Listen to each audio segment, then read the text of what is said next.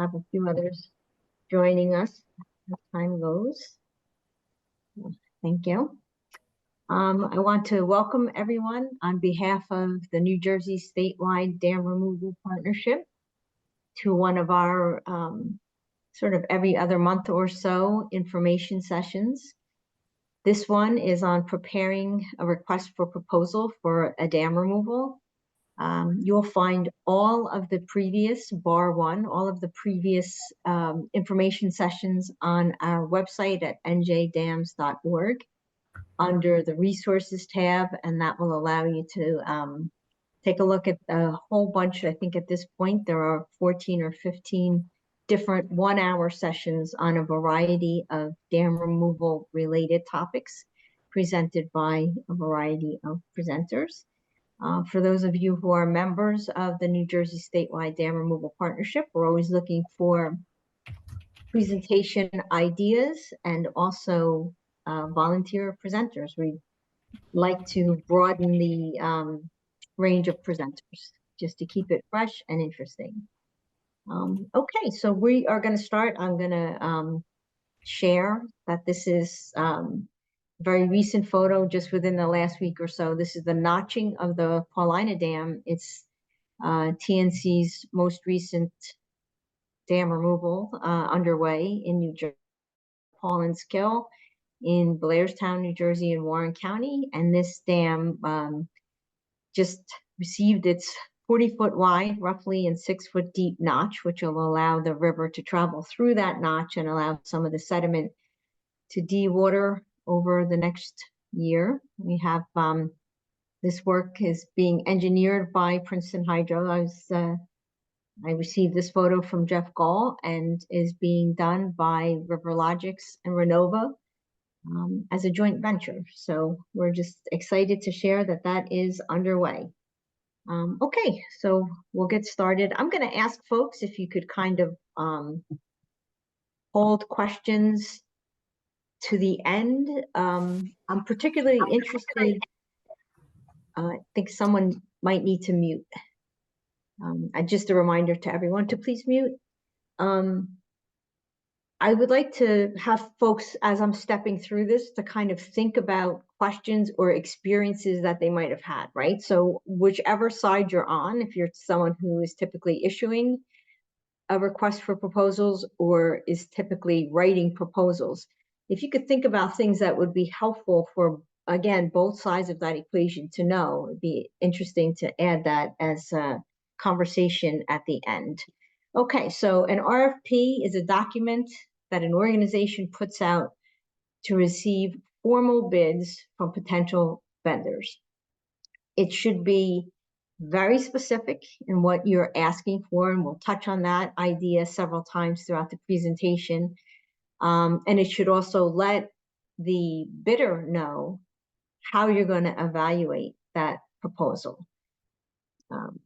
Again, it's a, you know, it allows you to get a formal, you might have a very good idea of what your cost is, but this will be your first intersection with reality, I guess, about what those services might actually cost. I just wanted to say that a request for qualifications is sometimes done instead of an RFP as a first step. I've used it a few times myself. A request for qualifications is going to yield bidders presenting their qualifications for the type of work that you're looking for. It will not include a line-by-line cost analysis. So you're going to wind up with something useful but different. A request for qualifications I have used when preparing the actual bid. I knew would be a very heavy lift on a very complicated or, you know, technical job.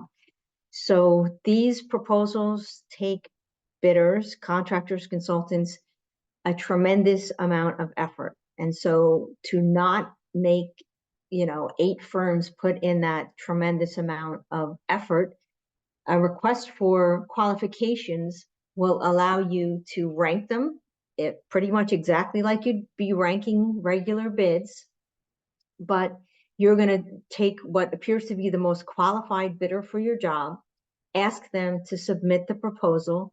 If the proposal is, in the range of your budget, then you have your bidder. If it is not in the range of your budget, you can go to your next most qualified bidder and see, if you can get a bid that fits your budget that way. But I just wanted to touch on that, the request for qualifications or an RFQ, give an example of why it might be done and what the difference is between the two documents. Okay, so I'm going to list what to do first, which might be a little bit surprising. I have found this to be the only way to go. And I am going to say that your best bet is to assemble your review team first. And I know that sounds very much like putting the cart before the horse, but you need to have in place a really excellent review team to help you with, what is a difficult job. So you want to give them plenty of notice. You want to find out if you have that, enough people and the diversity of skills that you're looking for straight away. So even if you are not going to issue your RFP until August 1st, I'm going to say, it is not too far in advance to have this team, start to assemble them 4 or 6 weeks in advance. You do not have to have your RFP written. What you want to do is reach out. Just a reminder, folks, to please mute, especially if you're on your phone. I know sometimes people forget, but please mute. Thank you. You're going to then lay out a review team timeline. And again, I know this sounds a little bit counterintuitive, but trust me, by virtue of putting this together first, it's going to force you, in essence, to get all of your materials and your timeline fleshed out from the beginning. You're going to find your okay. Michelle, maybe you can help me out, but folks, if you can please mute. I am doing my best. Okay, thanks. Okay. Okay, so you're gonna pick, I'm gonna just use the number 4 or 6 reviewers. You're gonna you're going to do a save the date for them. So again, let's say that you want to issue by August 1st. You're gonna make a date shortly thereafter. That means you'll have your full RFP. Make a date with them to present the project to them so they have a full understanding. At that point, you will have your RFP done. And you will also be reviewing with them at that overview meeting your scoring materials. So you want to get that on their calendar. You don't want to be trying to make this very important meeting, 3 days before you want it to occur. You're going to let them know the issue date for the RFP. You're going to let them know when the contractor proposals are due, because you're going to have to book with them your review meeting, which is going to be probably 4 or 5 days after those proposals are due. And again, a month, 6 weeks in advance, not too early to book the date for those people, so that, again, you're a month out, but you have your review team.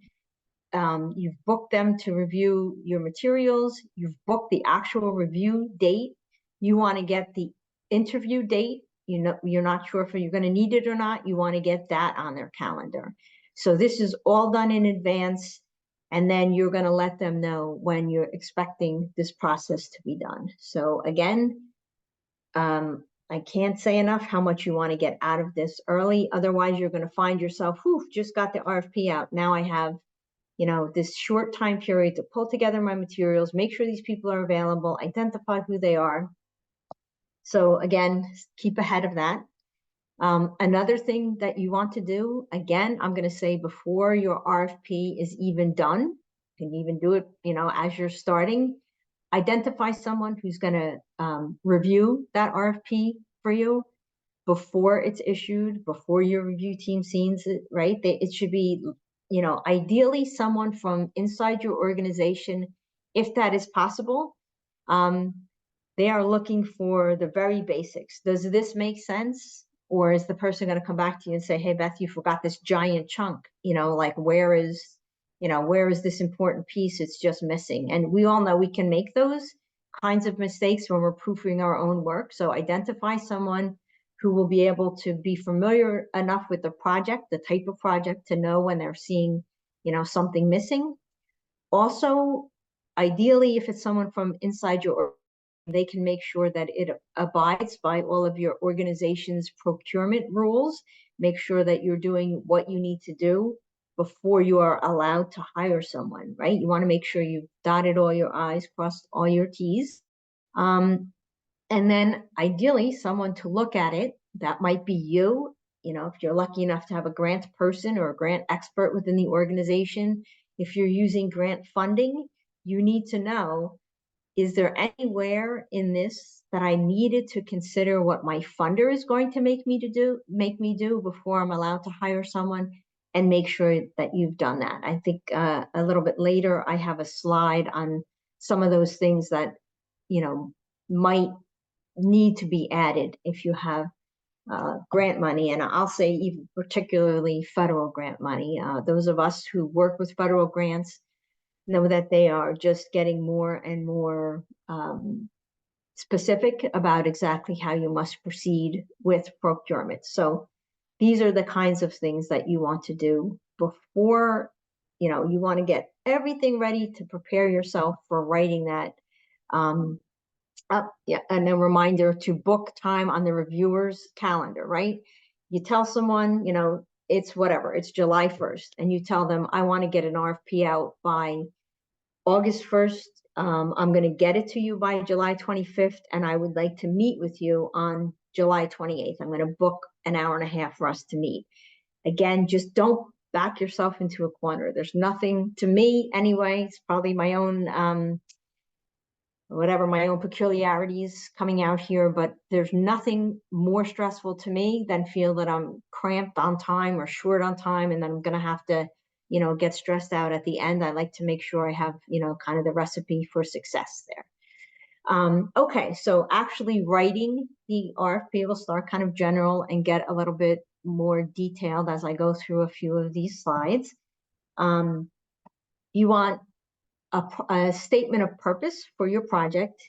So, big picture, 3 or 4 sentences that lets the bidder know the big picture straight away, right?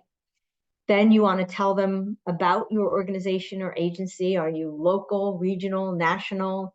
Do you have much experience in the project that you're about to do? You can touch on funding. This is a federally funded or, privately funded. You can just kind of give them the sort of the about section on your organization. You're then going to go into some detail about your project description. Might not be into the nitty gritty, but it will give them the background. If you're looking for construction, you might talk a little bit about the engineering phase. If this is for engineering, you might talk about how how the project came to be. Is it, is it a privately owned dam? Is it, a dam that is, out of compliance? Do you have a public owner? You just want to really kind of introduce it, and what your goals might be for the project, and always include a project map, right? You're gonna, that's, I think for most of us, really seeing the lay of the land around a project can help to give some context as well. Okay, so then you're going to get into more technical detail in the description. You're going to talk about the scope of work and the budget for this particular RFP, right? So that might be just a chunk or a phase or one set of services for the project. So you're talking about the whole project, but maybe this RFP is the scope of work is for engineering or is for implementation, right? So you're going to start to zoom in to exactly what it is that you're looking for in this RFP. And while this says define scope of work and budget, I do not, I'll say ever, I think now that I reflect on a little bit, put the budget out there. I think if you say that the budget is $500,000, you're going to have a lot of 449, 9.99 bids, right? So let the bidder give you the realistic price as they develop the line items, which will be included in your bidding materials, right? You're going to tell them that for the scope of work, we need you to consider each one of these things. I don't put a budget in there. I'm not saying don't. I'm just saying I don't typically do that. You want to describe in great detail the services that you are looking for. If you're not really specific, and I'll probably wind up repeating this several times, but if you're not very specific in your RFP, you can expect a lot of fuzzy bids, right? It's your job to say exactly what it is you want bidders to bid on. Putting a lot of leeway in there is going to do two things. It's going to beg a lot of questions that you're then just going to have to answer at a later date. And it's going to make it very hard to compare one proposal with another, right? So the specificity helps you in a lot of ways. It does make it harder to write the RFP, and you may need more technical assistance in doing the RFP, but the more detail that you give, the better. You will need to specify your project's timeline so that if a bidder has other jobs running, they'll know whether or not this is just simply off the table for us. We will not have the capacity to do this job, at the required time. And then again, you want to be specific with your deliverables.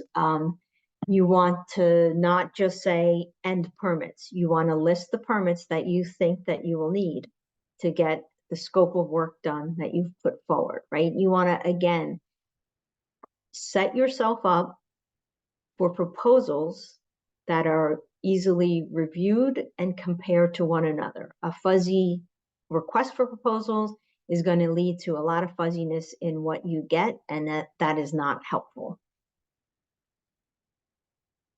Okay. We at the Nature Conservancy, we always let the bidder know, we just make these simple statements up front about our procurement process and also the selection process. So we let the bidder know, that we're going to, this is one of those reserve the right to, waive technicalities, reject a bid. It's an upfront statement of our process. And then the selection process describes exactly that. How are we going to go about selecting? We do put together a committee. I will say when you're putting together a review team, again, ideally probably 4 to 6 people, and ideally some people from in your organization and from outside of your organization. You want people with the technical skills. Okay, we're using the example here, or the instance of an RFP for a dam removal project. You don't have to have people who have done a dam removal, but they need to be, experts in, construction management, engineering. We have found a great source of people for these teams are retired professionals or people from other partner organizations. We always guarantee our selection committee their anonymity, right? It's documented internally. It's not like they show up with masks on to the committee meetings. But we do get the question from time to time, who was involved in review, and that is something that is confidential. We want them to, in some cases, if they are retired professionals, they may have, some sort of relationship with some of the bidders. Now, that being said, we also both observe on our part and expect our review team to be upfront about any connection between them and any potential bidder. If we do see that, if we do see one of our committee having a relationship with a bidder, that members of the selection committee immediately comes off, right? We don't say, well, you can't review their proposal. We say you may not review any proposals. And it's not that, you know, we're sure that people would do their very best to be impartial, but we don't want to, you know, we don't deal with that burden. So again, you know, this is why I think it's important to think about, you know, what seems like the end of your process, but at the beginning, because it does take a bit of consideration, and then you have to luck out on a person's availability to put together that team. So this, you know, these two statements that you see here are things that appear in our RFP, these two little kind of statements of transparency, if you will. Okay, so again, I'm going to start a little general and then go a little bit more specific. So this is something that we tell bidders as well, that we're going to evaluate you on the following, you know, the following handful of items, and how well.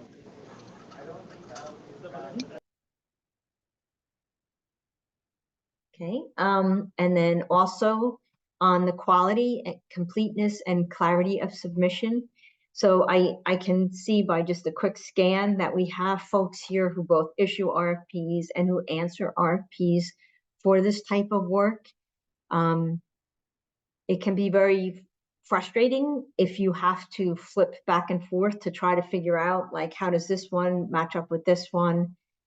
So it's best when you give people a very clear, again, going back to the specificity, when you give them a very clear outline to follow. And it's even better when they follow it. It just makes it easier all the way around. So this is a sample. Doesn't, you know, it might not be all inclusive for any particular project that you might be handling. And it might include too much for other projects, but we ask for a cover letter, a statement of staffing. We want to see who exactly is on the project. Got some note here. Okay, so we want to see the role of each person, and I think a couple steps down, we talk about examples of other projects. It's easiest if people, you know, when you give a bio of your project team, to kind of cross-reference them to your sample projects, right? So if you have someone who's worked on one of those things, quick cross-reference allows us to see, oh, they have these 6 staff members and they've worked on 5 out of the 6 examples that they're giving us. A technical proposal that reflects the scope of work. So that's where, you know, the bidder has the opportunity to show us their expertise. And the budget, again, gives us, you know, a glance at, you know, hopefully not our first glimpse of reality there, but allows us to really see, you know, what this project will cost us. And it allows us to compare side by side. I just highlighted that one. Again, these are just, it's samples pulled from different things, but you know, there are times that you can put into an RFP a piece of specific information, which allows you, when you receive those bids, to again compare them side by side. This just allows them to calculate salary based on a fixed number. Otherwise, you don't know if you're comparing, you know, is one line item for salary so much larger because they're looking at 8 weeks versus 4 weeks. So Again, we can put some of these equalizing things in when we write proposals just to allow the process of comparing bids to go forward. When you get down to the end, you can, your bidder says, I put 6 weeks in, but I think it's really going to be 5. I think I can do it in 5. And, when you iron out the last details before you're going to contract, you can take out some of those things that, might not make sense to your winning bidder who says, I can do this or that more efficiently. Or I think you're not realistic when you say that you're only using this kind of rock or whatever, right? So the fine line is going to come post, pre-contract is probably the best way to describe it. We ask always for a schedule for completion. Again, going back to the fact that all of these things have at least one, usually multiple funders. We need to be aligning our schedules with our funding availability, right? If we have a certain funding window, we have to make sure that a given bidder can do the work in that timeline. We want to see summaries of relevant projects. We usually do, again, I keep saying it, but be specific. 15, relevant projects it's not necessary, right? So we want to see similar projects, and we want to have them within the fairly recent past, and they should be, again, relevant. So if somebody gives us 10 examples and one of them is a school building, that's not relevant. We'd rather have it be very closely, if not a dam removal, we want to see projects that are dam removal adjacent, right? Are they stream restoration projects? Do these people know how to deconstruct big pieces of concrete, right? We can make that kind of a leap, but we do want it to make sense. So then there's also, undoubtedly going to be a bunch of other miscellaneous forms that you're going to ask your contractor or your bidder to provide for you. So again, what we're doing here is listing all the things that you're asking them to send you in a certain order. So by doing that, we allow for all the things we expect to see. We'd like to see it in a given order. And we're also going to give a page limit. And that, obviously is going to vary with the complexity of your project. We also always say that, we will call out mandatory requirements, and they can, again, be pretty specific, because these proposals are, they are a lot of work for a bidder to prepare and submit. So if we want someone who has done 3 dam removals in New Jersey, it's better that they know that right up front, right? We don't want somebody to spend, a week of 3 people's times and, they just never were in the running, right? So be specific here if you have mandatory requirements that are for you deal breakers. And again, I'm going to show you in a minute an example of a scorecard. You can add weight to each of these, mandatory requirements. This is something that your reviewer, your organization have decided, availability to begin on May 1st. That's a deal breaker. That's a mandatory requirement, right? So you want to make sure that the bidder knows that as well. If they know there is no way that they can do this job on this time, then they don't need to bid on it. You can also put in some, desired ones that tend to be, this is not a deal breaker. If someone has not done these specific things, we think that we can get around that.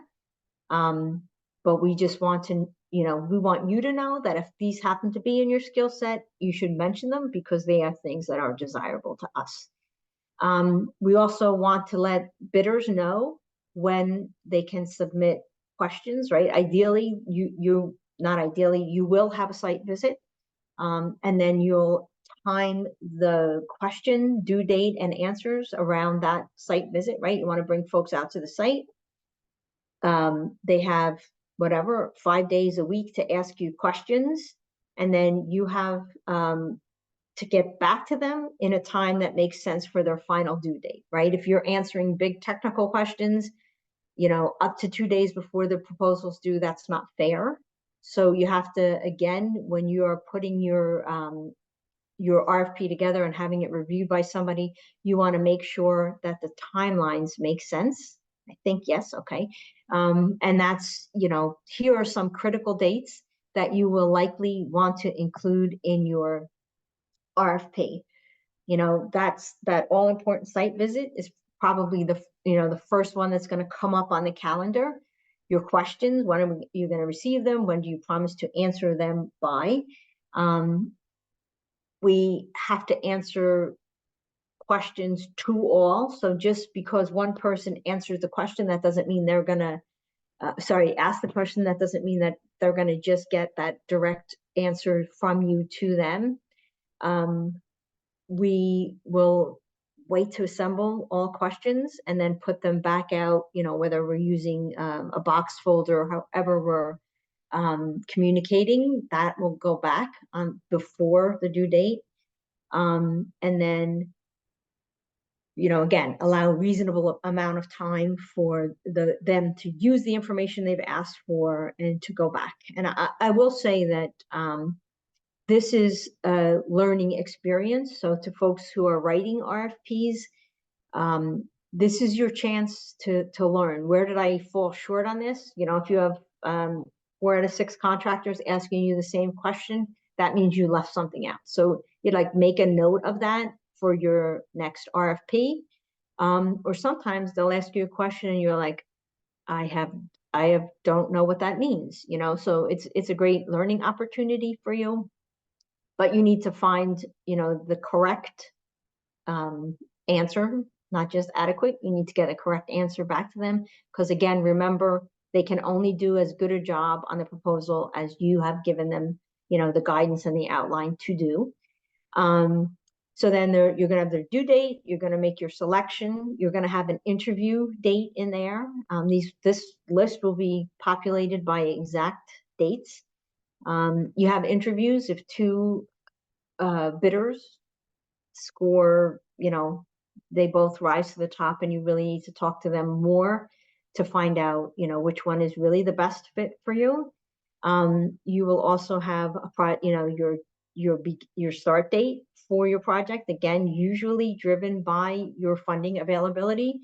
The actual, whether it's construction or design, the date that must be completed by, and then, the project, the actual completion or end date for that. And again, also driven by funders deadlines, because we can't keep working on a project when our funding is gone. So you have to really be thoughtful about this and make sure everybody is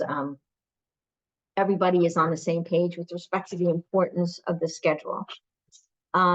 So some of the attachments that I mentioned are, maps, photographs, aerials. You almost always will have a conflict of inquiry form, a consultant questionnaire, which allows you to learn more about this is where you're going to have the DUNS number. You're also going to ask for the makeup of the firm. You're going to ask for, their contractor registration number, all that sort of stuff. You're going to, put on ideally one form, makes it easier for them, easier for you.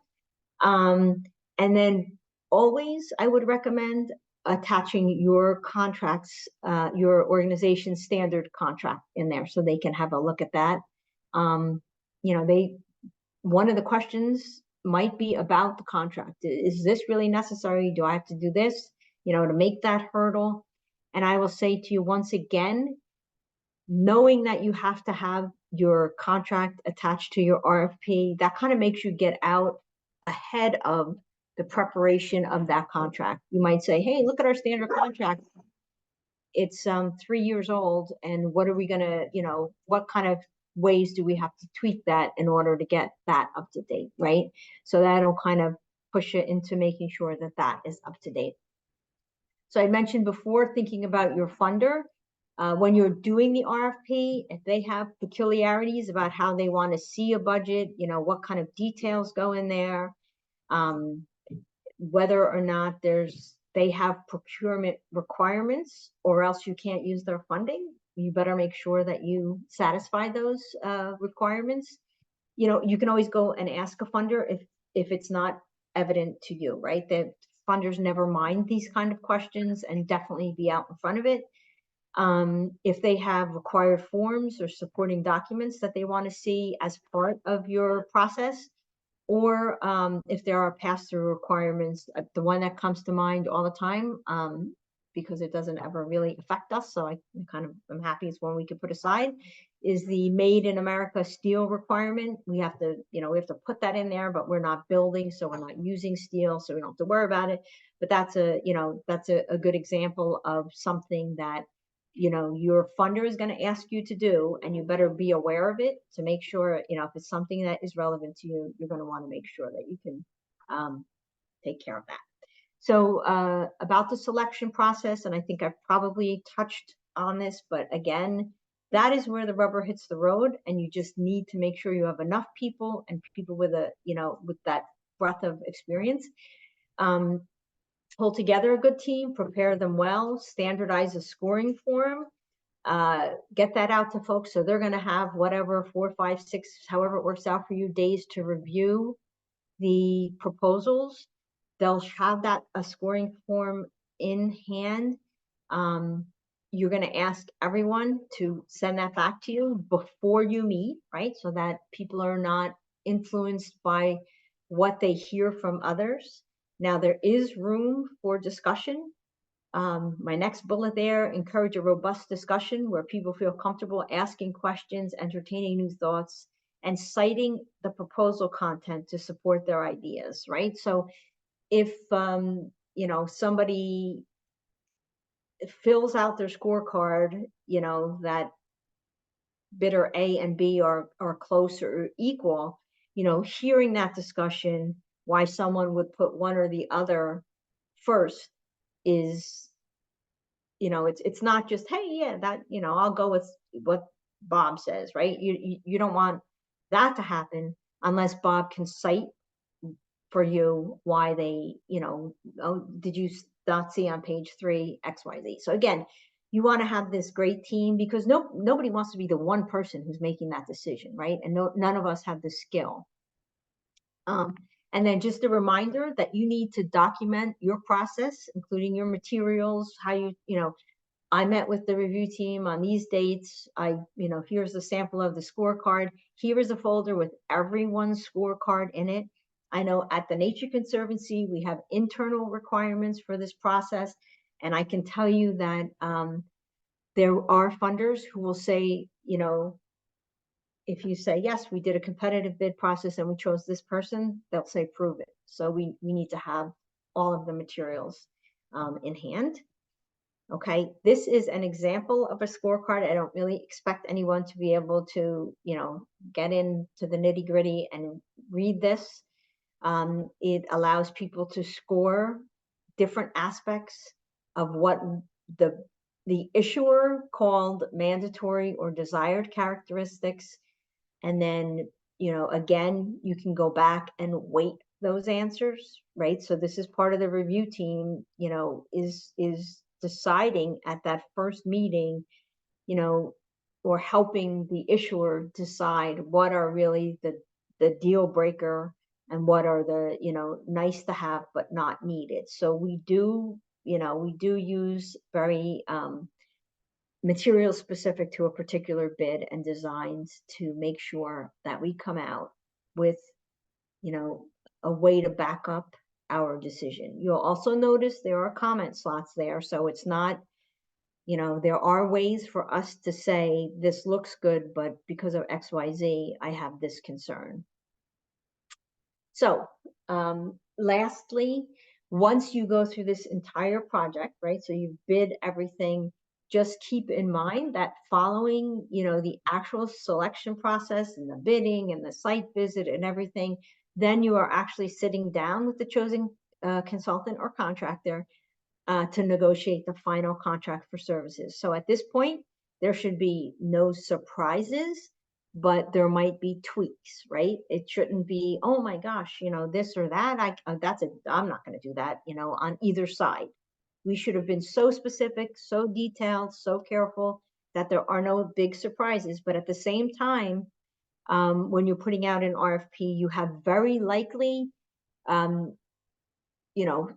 put features in there that help to kind of even the playing field for submission, right? Or equalize things so we could better. This is where you're going to hear from your contractor about better ideas that they have that might wind up tweaking either the final scope or the final budget, or add a line item, take a line item out. So, you're not quite done till that contract is signed. And I think, yep, that is it for me.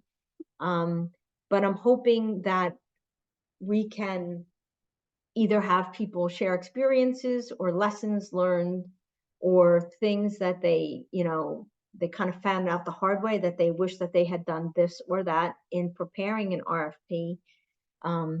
So I think what I'm going to do is stop sharing and just ask folks.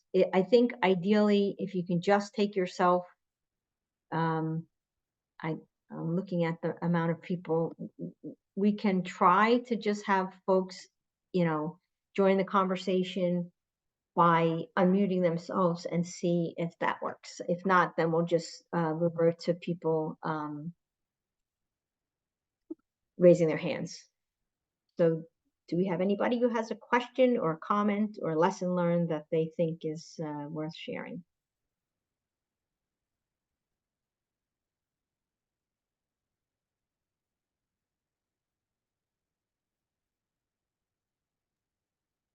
I have a question, Beth. Okay. For the site visit, would you make that mandatory? And if not, if somebody asks you a question at the site visit, would you then have to provide that answer to everybody else who you sent the RFP out to? Sorry. How do you think that's best worked? Okay. We don't use the word mandatory when we say site visit. I have received bids from people who have submitted a bid without coming to a site visit. Let me just say, I don't recommend that. So you can use the word mandatory if you want to straight up make it mandatory. But I know it's kind of hard to, make every single thing fit on your calendar, but I would say if you're bidding a big job, you should be at the site visit, for sure. Now, when questions are asked on site, I make sure that we answer them, in a clear voice for everyone to hear the answer, right? There's no way that I'm going to have a contractor come up, say something quietly to me and then quietly answer. That's not okay. So if someone asks at a site visit, it gets clearly answered. I don't think that we, at that point, they're prospective bidders. They're not bidders. When we get into the, when people are bidding, then those are the ones that both the question and the answer go out in writing to all people. So I don't know if I answered your question, but I don't call it mandatory, but let's just say it is very good practice to show up at the site meeting. Yeah, I mean, our particular site, I would be very hesitant to even consider anybody that has not seen the site, just because of a number of reasons. But I have one other quick question as well. So you mentioned about funding and not including the amount of funding that you have in the RFP, which I think is wise. But if we happen to mention that our project is funded by DCNR and NIFWIF, it doesn't take a lot of research to find those websites that make those announcements of funding awards. Yeah. So do you think it's just better to not mention that? Or what's the best way of handling that situation? I say it never hurts to have people do their homework. So yes, I realize that almost always the source of our funding, with a little bit of footwork, somebody can put that together. But I'm not going to be the one that they hear it from in one-stop shopping. So, it matters. And, also here's the thing, if on the day that I'm doing the site visit and the, when we're writing the RFP, we have $500,000, I would be foolish to think that that's really, going to be the extent of it. That's, I don't know. I am not going to be the one who says, we expect this budget to be $500,000. I think there's a couple of reasons why that's not something I would do. Okay. Thank you. You're welcome. Anybody else? Hi, Beth.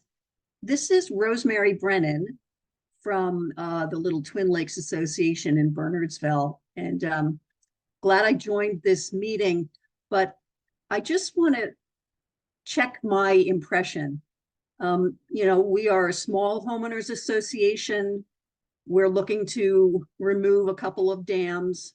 There's actually a third dam that is maybe in the inventory of the Nature Conservancy, but in any event, none of us have expertise. None of us really know anything other than the few people we have reached out to.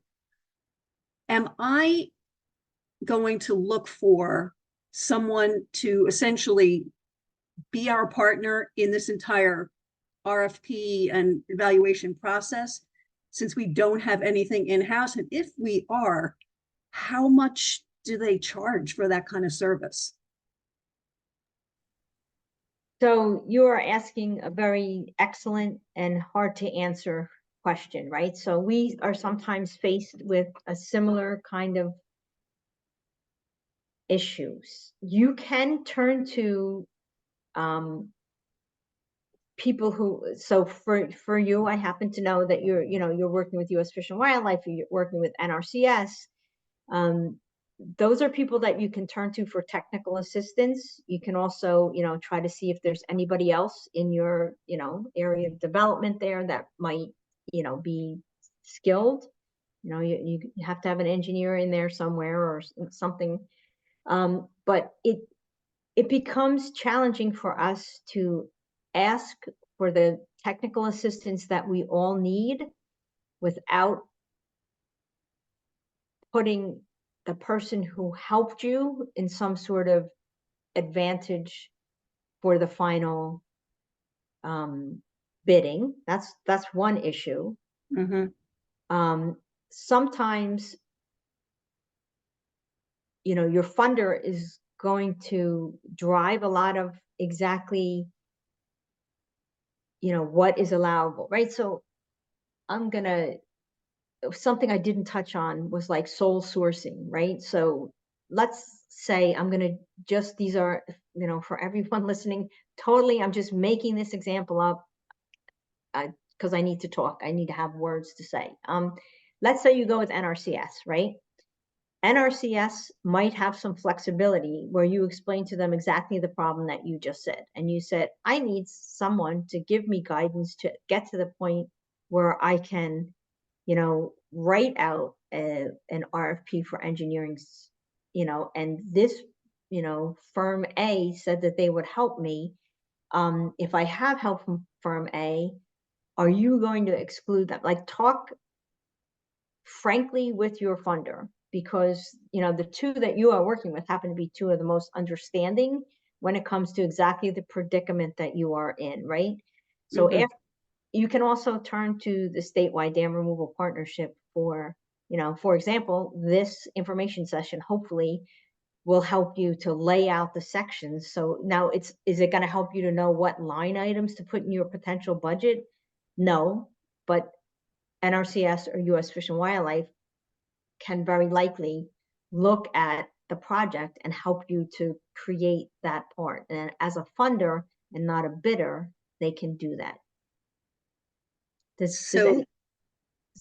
Yeah, so, as you said, I have reached out to those entities, and I see exactly your point, because I'd spoken with another firm, a technical services provider firm, and I thought, well, he seems to know a lot about doing these kinds of projects, but like, I don't think our association can just say, yeah, we'll just give it all, let you handle it, kind of because we don't know any better. But that's a person who knows the process.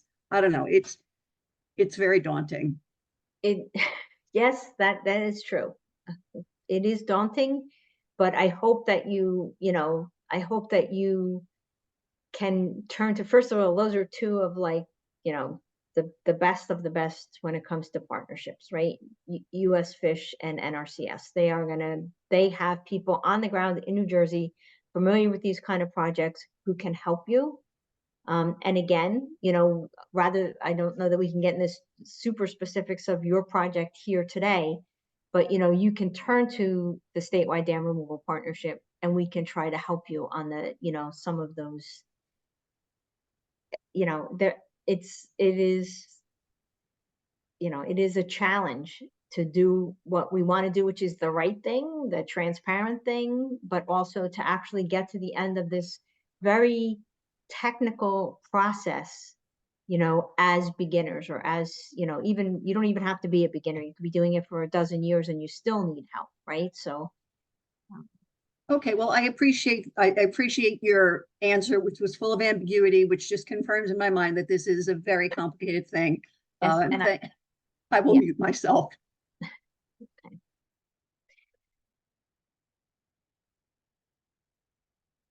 Anyone else?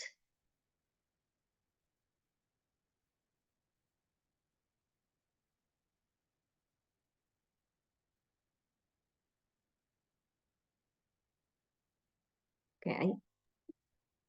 There was a comment in the chat.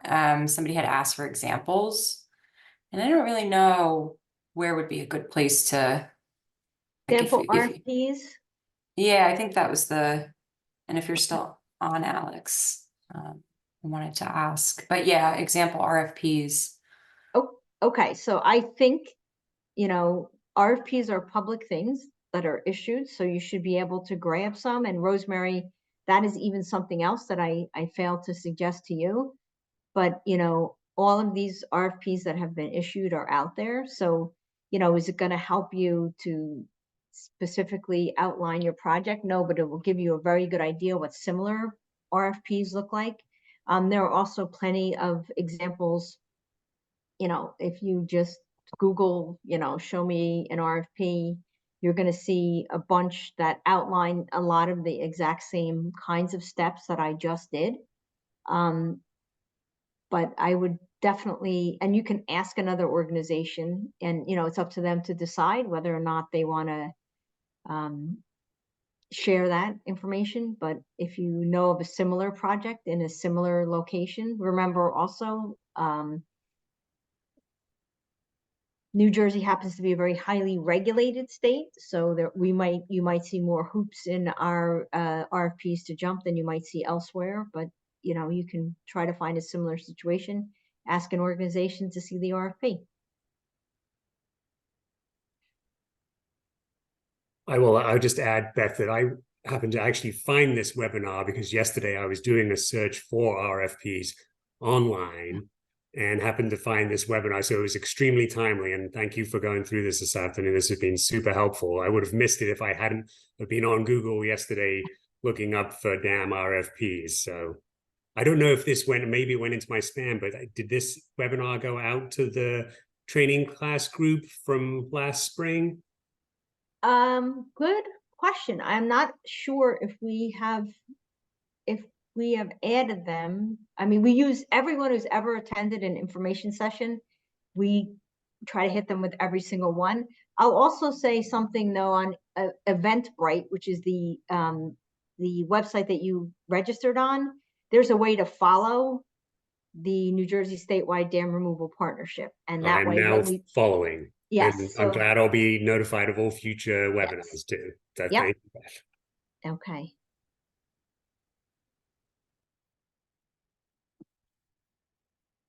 Anyone else? And I apologize for some of the ambiguity, as Rosemary very accurately pointed out, but I'm trying to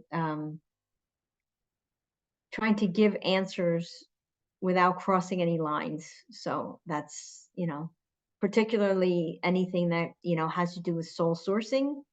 you know, that is, I can't say this is what you do if you want to pick someone without, you know, that depends on who your funder is, what your own internal policies are about, you know, how you bid projects. Maybe there's a, you know, a financial line that, you know, if it's under that, you don't have to bid it. So there's a, you know, I don't want to give one definite answer. More inclined to point people to resources.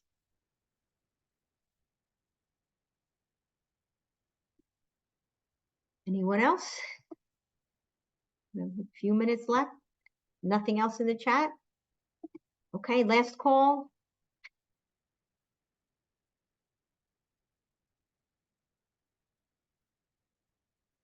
All righty, I think we'll call it done. Like all other of these information sessions, you will find this recording at njdams.org, and you can, you know, share it with somebody who you think missed it but should have listened, and you can go back and listen to parts yourself again.